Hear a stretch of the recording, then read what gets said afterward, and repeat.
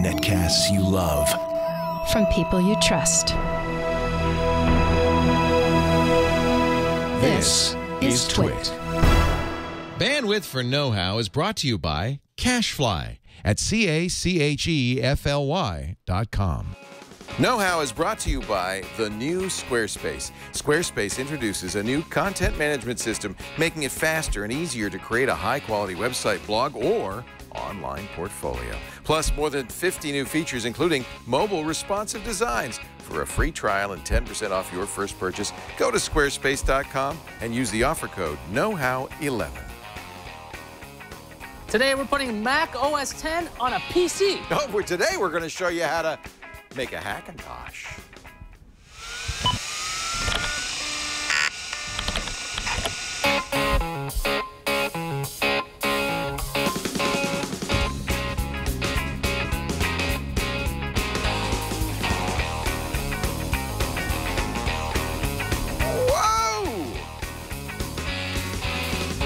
This is probably the most requested project we've ever had on Know-How. Hello, Leon Lespork Leon here. Lespork, Frobisher Madagascar here.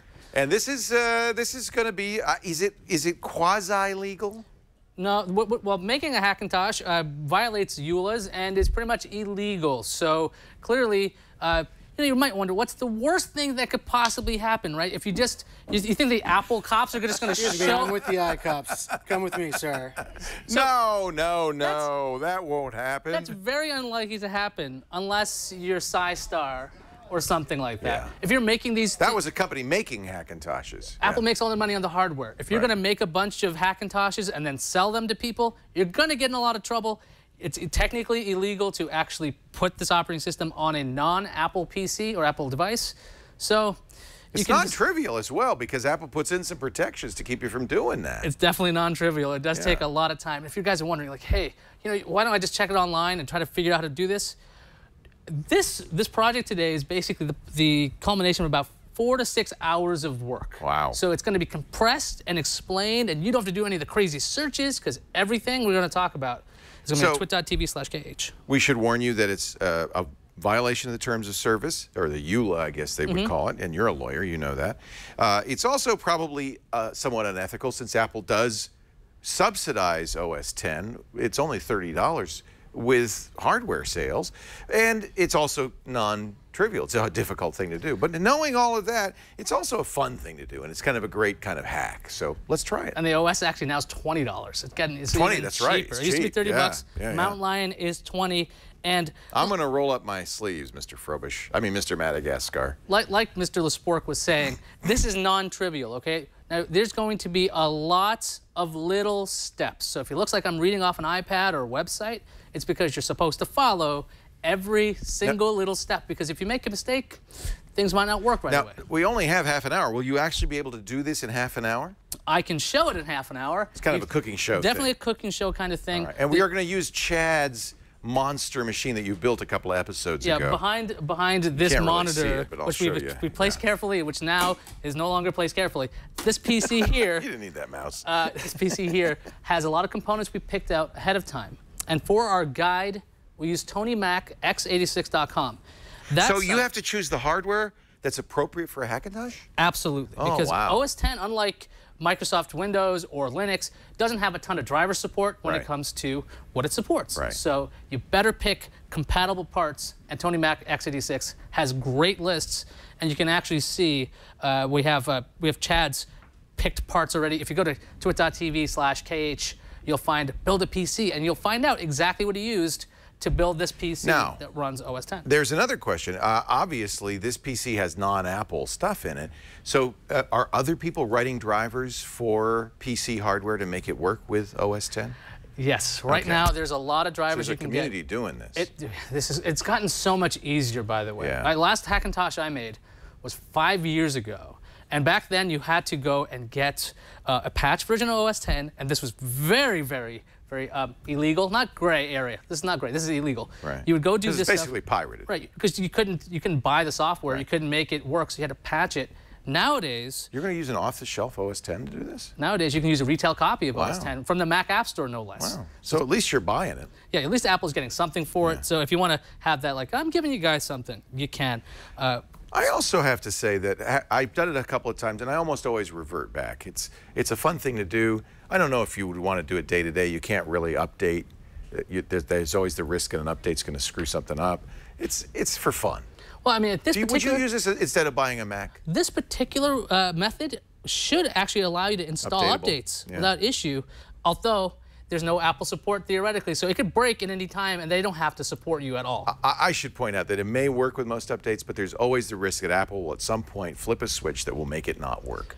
So and then how would they do that? In an update. In an update, because they'll check some parts and it won't be there. Exactly. So first thing you got to do is you got to download Mountain Lion, and you can see, we're going to head. So you need a Mac to do this. You're going to need a Mac to do this. All right, so let's start. I'll write this all down as we go here. So as you can see, it's only going to take us a total of, like 48 minutes, right? It's only a 4 GB file. How many steps am I going to need? A lot of room on the chalkboard. I think step 1, download Mountain Lion will be good. For timing, we've decided to download this ahead of time because it takes a really, really long time to download that, depending on your speed. Okay, Frobisher, that's step 1. Get a copy of Mountain Lion. Either download it yourself or get a friend to download it. But wait a minute. It's on the hard drive. How do I get it off the hard drive? Once you have it on a hard drive, now you're going to start using some tools. You're going to have to prep a USB key. Now, you're going to need a USB key that's 8 GB or larger. Okay. So what we're going to do is we're going to prep this. Now, again, all the steps are up. We'll have the links. They're all up at TonyMacX86.com. We'll have links at twit.tv/KH.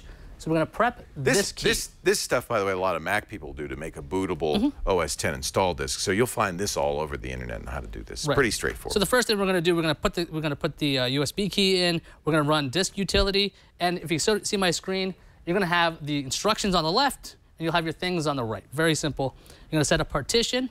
We're going to name it. Let's see. Let's name it. You're using Apple's own disk utility to do this. It's a little harder to do this if you don't have a Macintosh.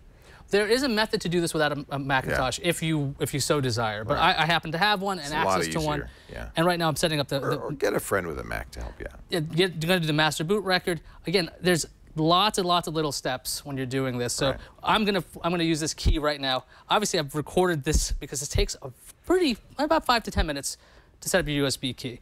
So we're going to set up the USB key, name it. And I presume you're using the MS-DOS FAT file system. Yes, I see that. No, we're going to switch that to Mac OS Extended Journaled. Do not use the case-sensitive version. Okay. Again, there are lots of little steps. Please, follow those pay attention to each and every one of them. We're going to apply this, and we're going to partition this little hard drive, and so that's going to take a little bit. So that's the next thing you got to do is get the operating system on this. How are we going to do that, Leo? Well, the operating system is actually within that file that you downloaded that says install OS X Mountain Lion.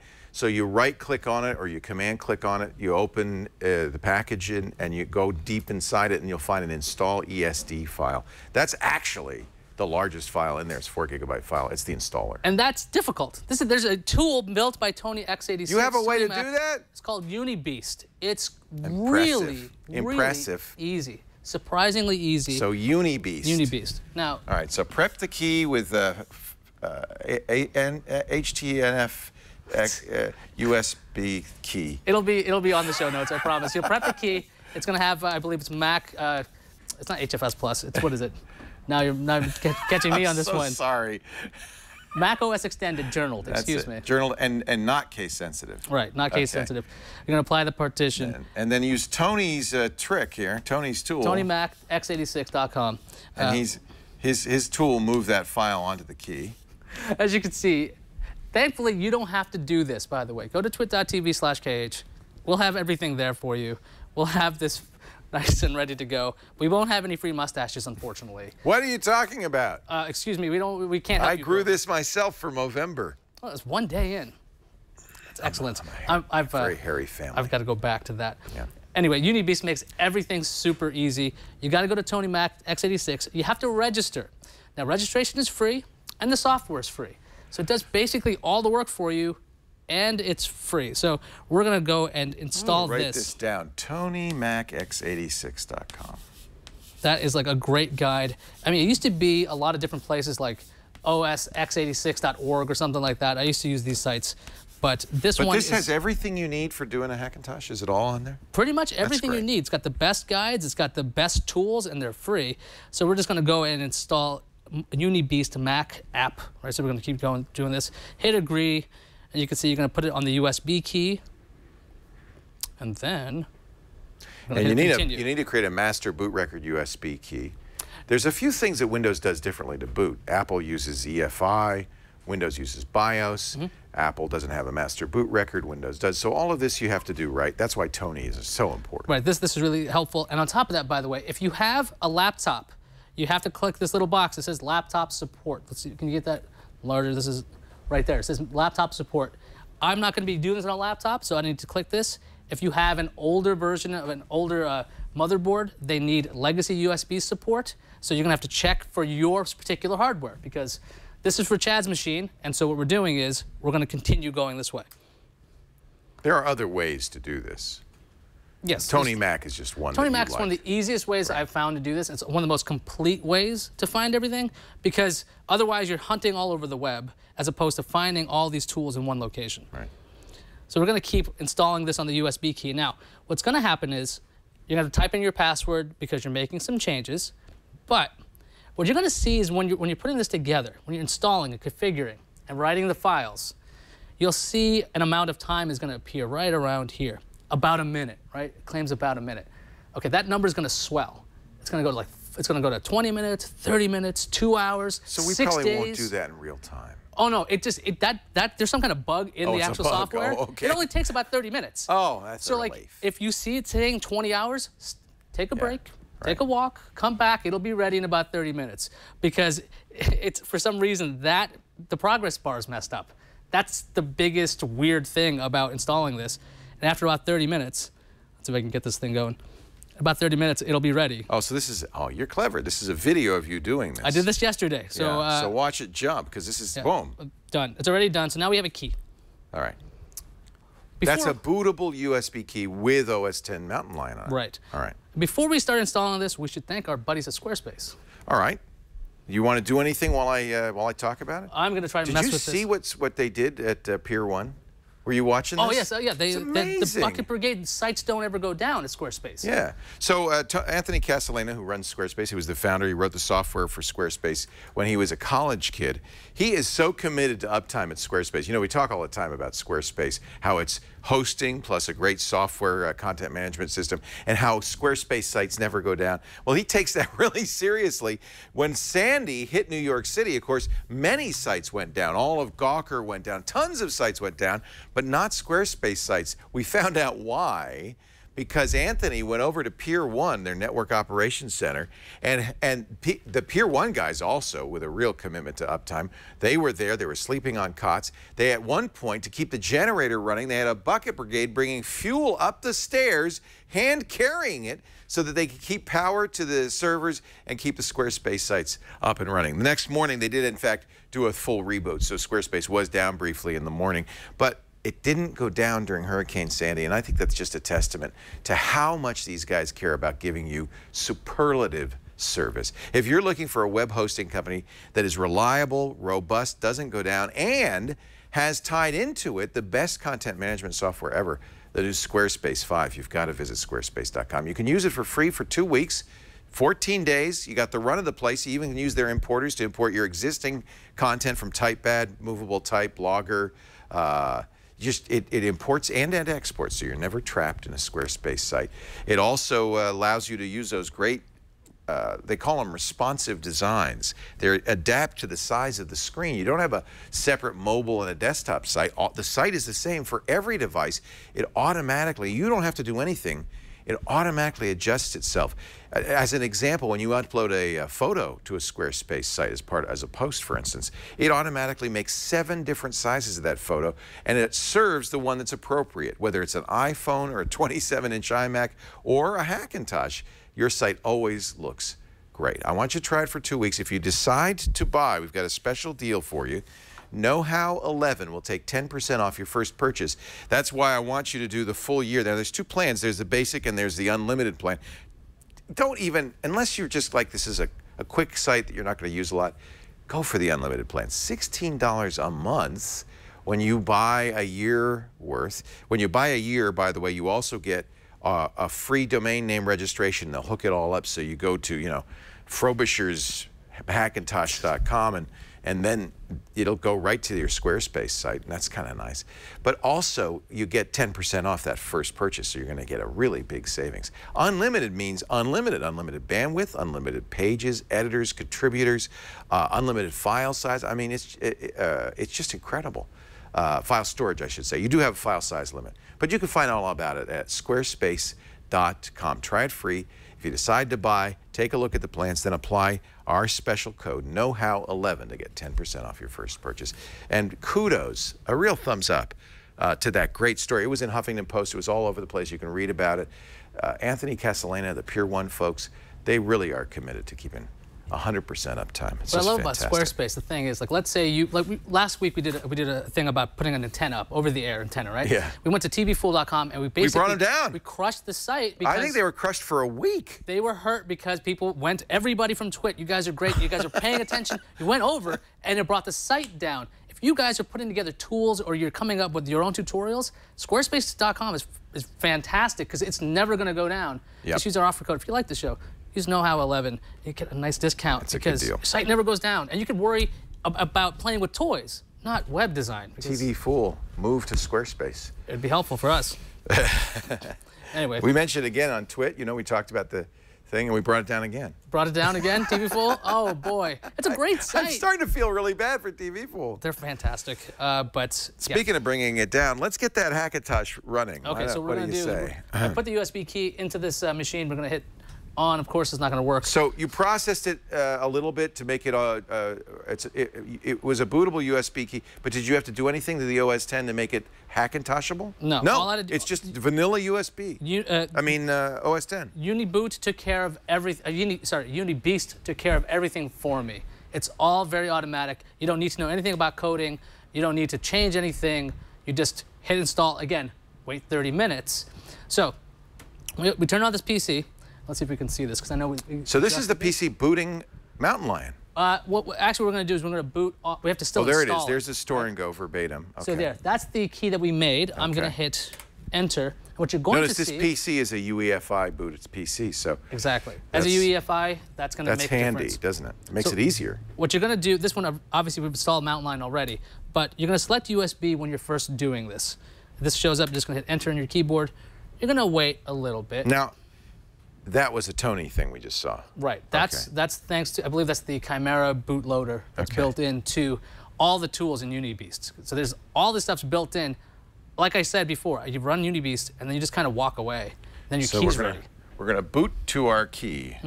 And this is you're gonna either hit F12 or F8 depending on your motherboard. You'll know what motherboard you have since you bought it. Either it's gonna be a Gigabyte or a ASUS or whatever you want to use. Just pay attention to that boot screen, hit F12 or whatever the number is, and you'll be able to boot from that USB key, because normally it tries to go to hard drive and you might not have an operating system there just yet. Can you do a multi-boot? Can I have Windows on here and still make it a Hackintosh plus Windows? Like I believe you can do that. I did not do it for this particular one. This is going to be all Mac. This one's going to be all Mac right now because that's what I could do with it. Yes. So you can see right now it's starting up on the install screen. This is what it looks like.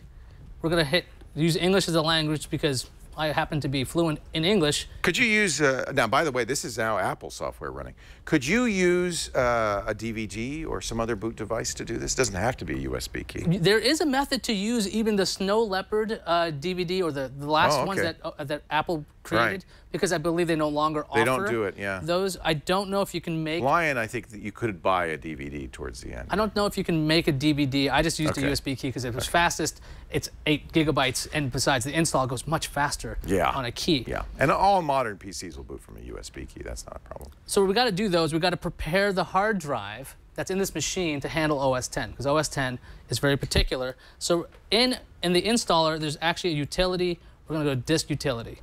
You'd have to do this, by the way, on a Mac as well if it were a blank drive. This is just formatting the drive. Right. So something you do all the time. So we have a 2 terabyte drive in there. We're going to click that, And then what are we going to do? We're going to read instructions very carefully because this is very important. You're using the Apple disk utility to do this, of course, because you're going to format it HFS Plus. You're going to make it an Apple computer. Right. So we're going to partition this. We're going to say one partition. Basically, one partition. We're going to name it. It's In the instruction, you can name it pretty much anything. We're just going to call it Mountain Lion. And then, let's see what we're going to do there. We're going to format as Mac OS X Extended Journaled. And normally you would case insensitive again, does that matter? That's, well, yeah, we're going to keep it case insensitive. So I'm just going to say journaled. And normally you hit apply right now, but since this machine's already prepped, I'm not about to do that. But that's simple and fast. It formats it, and it actually doesn't take very long at all. This takes about 5 minutes. This is a 2 terabyte drive. Considering the size of the drive, that's amazing. So we're going to close this, and then the installer will show up. So you can hit continue, and you can hit install, just like you were installing everything else. It's the same thing you're used to if you've ever installed an operating system. Just walk through an OS X install. That's easy. You're going to continue. It's going to say agree. You're agreeing to terms that you probably already disregarded. You're going to hit Mountain Lion. You're going to hit install. But we're not going to do that because this machine already has OS X on it. So you've been through all this before. Right. So we're step 4, install OS X, just as you would on a Hackintosh or a regular PC. Obviously, there's some more stuff we're going to have to do after the fact. It's not going to just run out of the box. Right. So we're going to restart this machine. We're going to open up our Mountain Lion install, which is here. So we're going to wait for this thing to show up again. Hit F12. Does it? Do you want? I guess all modern PCs are UEFI boot. You don't have to. Could you do this on a BIOS-based You can machine? do it on older machines. Again, Tony Mac x86 has the most comprehensive things I've seen about that. So you have the ability to use an older machine. But since this is Chad's machine, he bought the latest and greatest things. So they are very compatible. It's a lot easier with UEFI. Right. So over here, we're going to go to Mountain Lion, as we showed you before. And it's going to boot Mountain Lion on this machine. So that Uniboot is basically a little bootloader.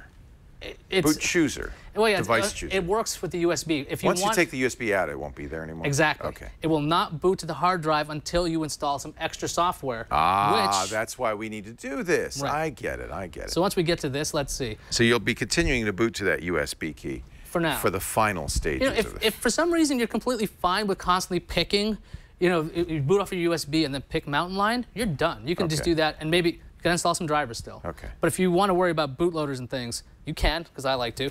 So we have set this one up already, and we've got our nice name here. This is Eddie Q's computer. If you guys don't know, of course, he's an Apple executive. The guy in charge of iOS, yeah.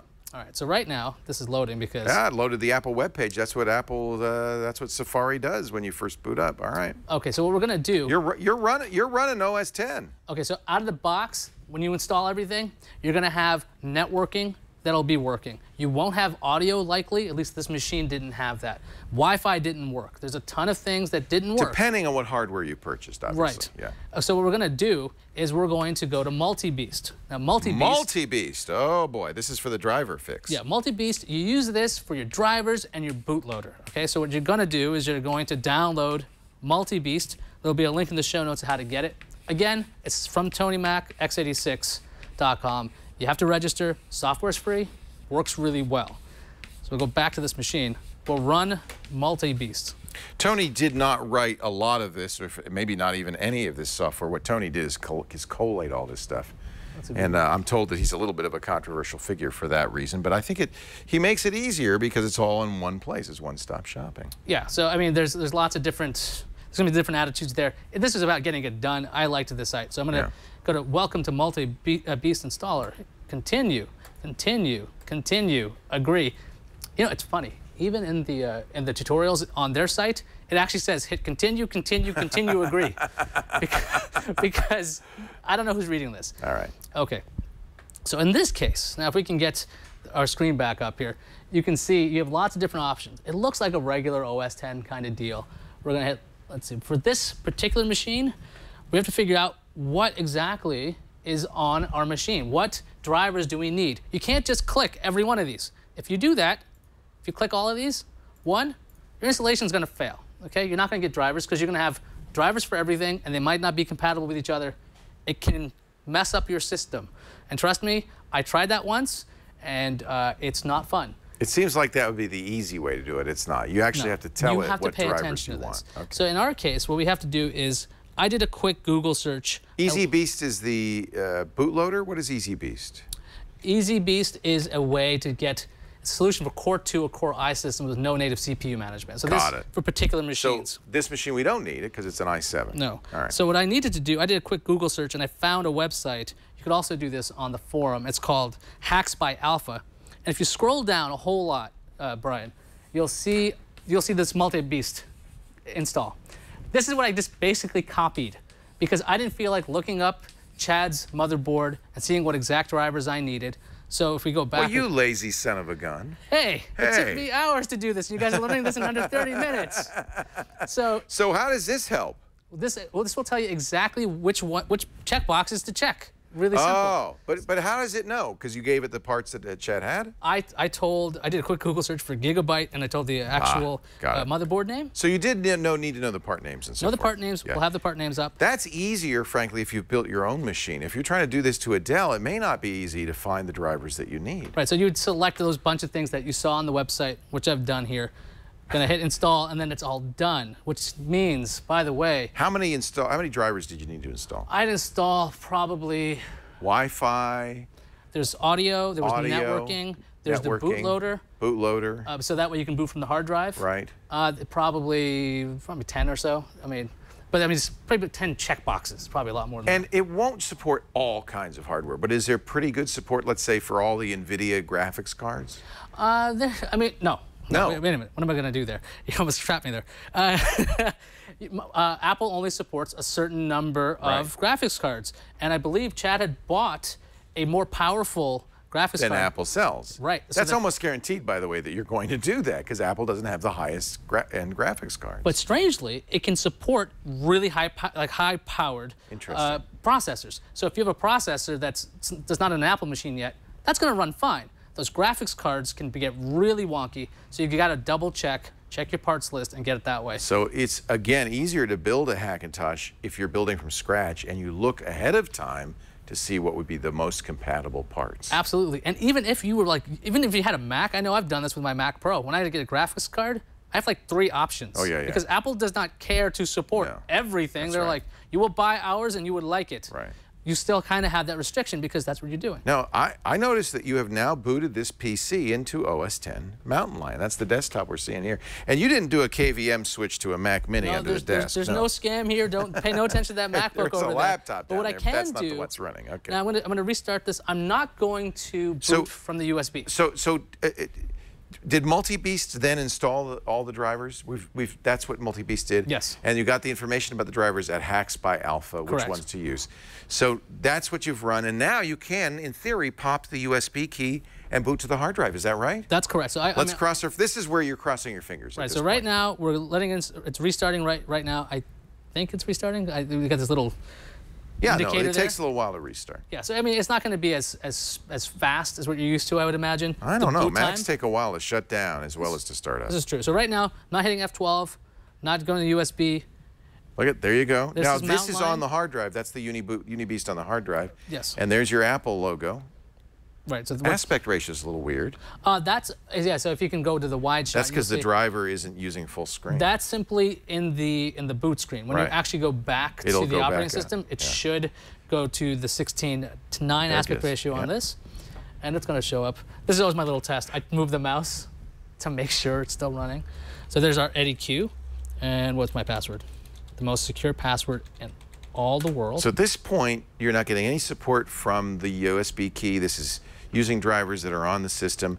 Will it log into the Wi-Fi here in the studio? On Wi-Fi, I'm not sure if I've set that up yet, but I also don't know if this has Wi-Fi on its card.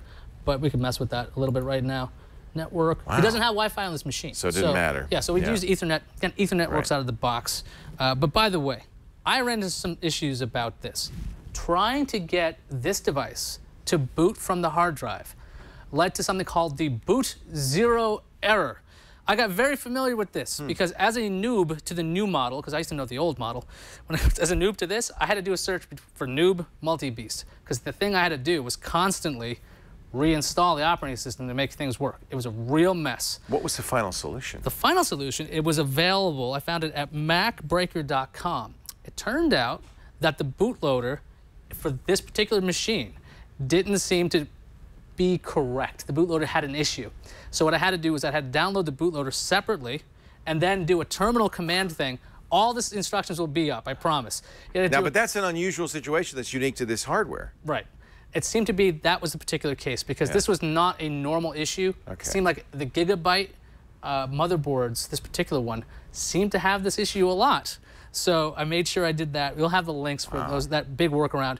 It's not that difficult. Don't be afraid. You'll be in terminal, okay? But if you're doing any of this, clearly you need to you're be not able afraid. to do that. But were there any drivers or any hardware parts that didn't work? as far as I know, everything is running just fine. Working. Right Audio, now, networking. I haven't messed with Thunderbolt yet because I don't have any Thunderbolt devices. I have one in the other room. I'll run and We get it. can horrify ourselves later about that, see if it works or not. But you don't have a Thunderbolt port on here, probably. This motherboard does have a Thunderbolt. It does? Wow, that's why that's cool. Chad picked it. That's so it does work, by the way. It took me at least 3.5 hours to troubleshoot some of this stuff. So if you're watching the video, you're like, why? Why would I watch this? It's like, well, here's why. Because it just saved you about 3 hours. Because some of this information was all over the place. So do yourself a favor and save yourself some time there. Eric Duckman says, and I'm kind of agreeing, the more I watch, the less I want to do this. And in some ways, that's what this episode is a cautionary tale. Oh, yeah. It is not that easy to do. It's something you do if you like a challenge.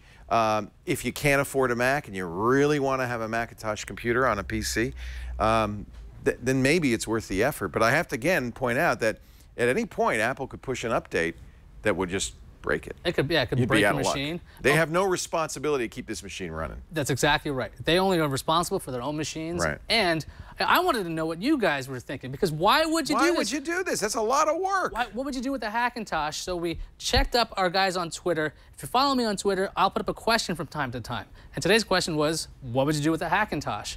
And we had some replies.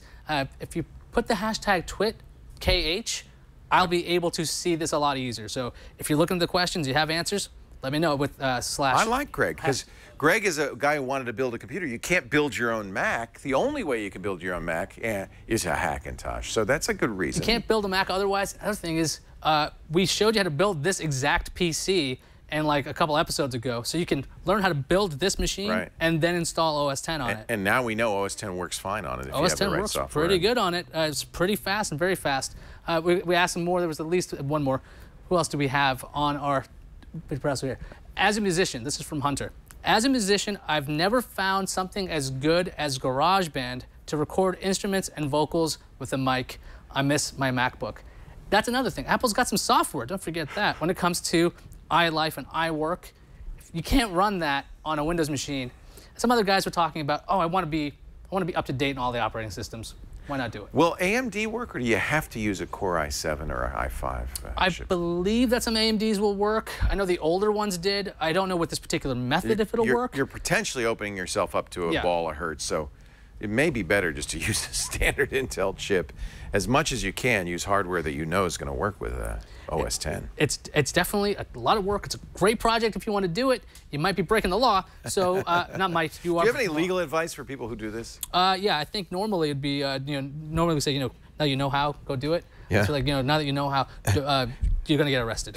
No, you're not gonna. The Apple police will not come to your house. Now, as always with this, IAS is not able to provide full support if you want to do this, but people can write to you or contact you. Yeah. That's right. We've gotten so many emails from you guys with lots of different requests, including the Hackintosh. That's what we'd like to hear. What would you like us to do? Yeah. We love your ideas, and if you have better methods, I love. This is gonna sound crazy. I love being corrected. If you got some better way to do this, I'd love to know and tell everybody about it, because this is a lot of work, and this is a lot of fun for me. I really love being like the guinea pig in this, where I'm home and I'm working on this. But if I get suggestions and tips and show ideas, you guys do a great job. Hit us up at knowhow at twit.tv, and you can leave us a voicemail if you want to. 408-800-KNOW. And we listen to play some voicemails back on the show, so give us some nice short voicemails so we can play them back. Yeah, and by the way, if you guys are doing your own tutorials and things and you're putting them on YouTube, let us know. Send us links. I'd love finding out better methods to do things, because this is great stuff. I really enjoy it. Here's the question. Chad, are you going to leave OS 10 on your hot new computer, or are you going to reboot right to Windows? He's in a meeting. He's in a meeting. He ran away. That's a smart man. If I know people, I'm going to guess he's going to format this thing and put Windows right back on it. Well, I think he's going to do it. Nice job, though. Well done. It's done. It works. It runs. The other thing it's a Hackintosh, baby. Well done. You have all the details here. We'll run through it real quickly. Of course, the first thing you're going to do is get a friend or get a Mac and download Mountain Lion from the Apple Store. You then have to, of course, convert it to a bootable USB drive. Yes, it'll work with DVD, but it's a lot easier with USB. So prep the key. Tony's got all the tools you need at TonyMacX86.com, including Uniboot, which you'll be using to boot the PC, and then you'll install OS X. Now, you don't have all the drivers on it yet, so you need to continue to use that USB key and Uniboot to reboot and install drivers and a bootloader using Multibeast. Once you've done that, if you've got all the drivers and you've got OS X working, you should be able to reboot. Ayaz used Hacks by Alpha to help him put together a list of the drivers he needed. Once it's done, hold your breath, take out the USB key, reboot, and if all goes well, look at that. You got a Mac. This is a true blue Macintosh OS X. There's no modifications. You should be able to run updates. All kinds of iCloud. You can go to Apple's update. Let's see what happens there. Sure. Software updates. Yeah. Let's just screw around with this right away. I went to this full screen app. That's interesting. I wonder why it did that. The new photo booth does that. So it just kind of takes over. We'll take over for you. Yeah. We go to the App Store, but do we want to download some applications? We can once it actually That's pretty updates. Cool. So that's a real-life Hackintosh. Well, Frobisher Madagascar. I don't know what happened to Ayaz, but I'm glad you were here for this week's episode. Well, yeah. Well, by the way, next week I hear that Ayaz fellow's coming back, and we're gonna show you how to make the web work for you using IFT.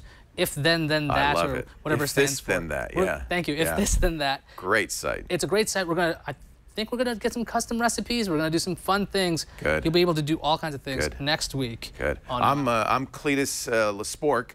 I won't be here next week. I mean Leon Lespork. I won't be here. Your friends call you Cletus, right? Cletus. It's been just a nickname. My mom called me when I was born. But I'll be gone for a few weeks. But have fun. Frobish. Thank you. Well, Frobish is going away. Ayaz is coming back. Well, wish your friend Ayaz the best, and good luck here. And, well, now that you know how to Hackintosh. Tread carefully. We can't recommend that you do this. No. Oh, my gosh. Excuse me, sir. I'm with the mustache police. I'm going to have to take this. Bye-bye.